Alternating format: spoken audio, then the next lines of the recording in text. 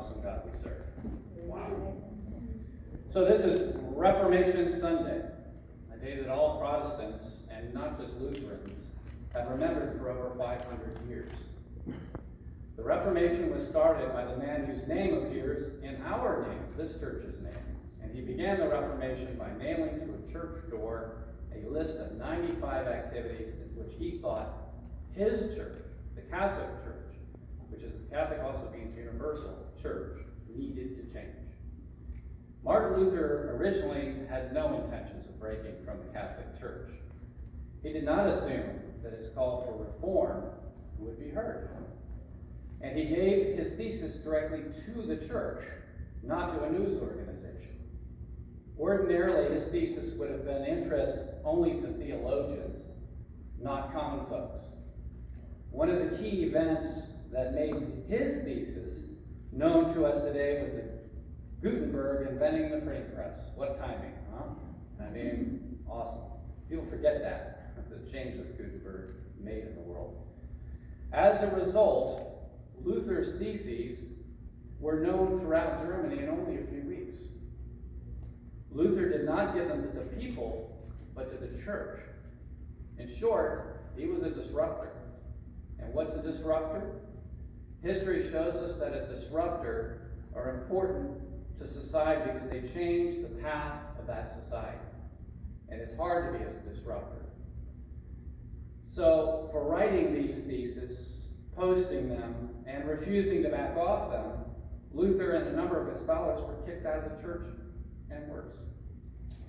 His complaints included the sale of indulgences, which no one, Catholic or Protestant, would today dispute. But the Reformation began a divide, unintentionally by Luther, between Catholics and other believers. The other believers spun off to create the many Protestant faiths. Now that divide has been part of my life for all of them. I was born in Belfast, Northern Ireland. Some of you may think of Belfast as a flashpoint location for a long hatred between Catholics and Protestants in Ireland. That is not the truth. The Troubles, as they call them, go back to 1916, and to this very date there is chicken wire 3 stories tall between house yards in certain sections of Belfast. Living on Shankill Road or the Falls would define you and tell an outsider which side of the conflict you were on. And my parents were missionaries sent to find Germans who had escaped Hitler and fled into Ireland.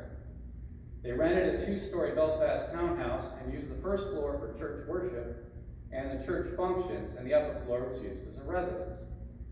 Their mission fell short of its target. They eventually gave up and returned to the U.S. because they learned that most Germans that fled were women who had converted to Catholicism. Their German husbands did not get to Ireland because they had largely been conscripted into the German army. During their Belfast mission work, my beginning in this world came as the lone Protestant baby in a Catholic hospital. Now, we babies knew nothing of the Troubles, and I recall no expressions of animosity among any of us. But the world around us felt differently, and in particular, it tried to divide us by claiming the bombings and killings against both sides were based on different views of our relationship with God and Jesus, when all really knew that the conflict was not one of faith, but one of government. The largely Catholic Irish did not want to be ruled by the largely Protestant English. No honest person could claim Catholics and Protestants in Ireland were willing to kill each other over their faith. It's not true. But the secular world was uninterested in truth, so they did it anyway. My own experience knows there is nothing but love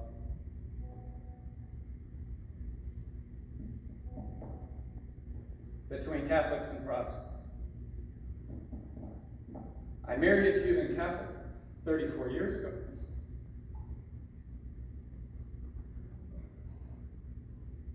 And my Protestant father conducted part of the ceremony.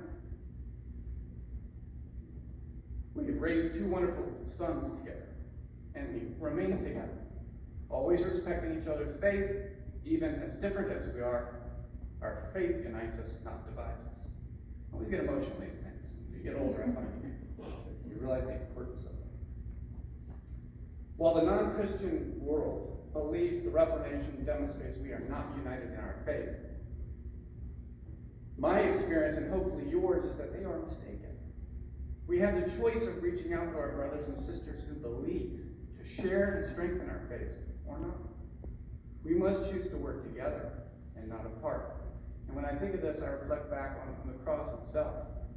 And the cross is important. It's not just a shape where Jesus hung, but it also tells us something. We have a relationship between God and us, and then we have our relationship between us, ourselves. And it gets closer to God. It's not a mistake why the cross looks the way it does. But what does that tell us? It tells us that we all follow God. We all follow Jesus. It doesn't matter what church you go to. It's about your belief in something. And that's what today's readings tell us. The first reading is about promises that God makes to us, and our promises in return. He forgives us, and we are to sin no more. But do we? Yes, we do. And the cycle continues.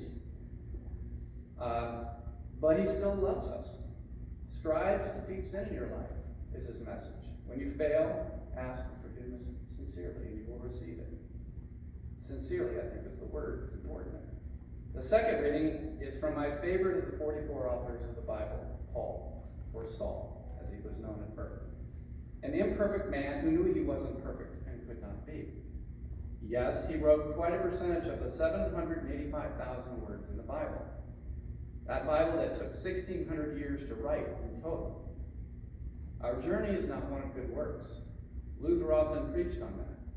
Our journey, which is our walk with Jesus, began with the sacrifice of Jesus, and that act liberated us from sin if we believe.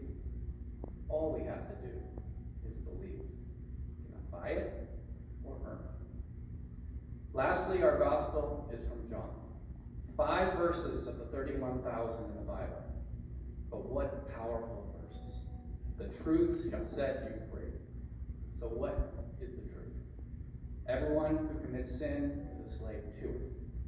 Sin is not permanent, but Jesus is. If you believe, you are free. That is what we take forward.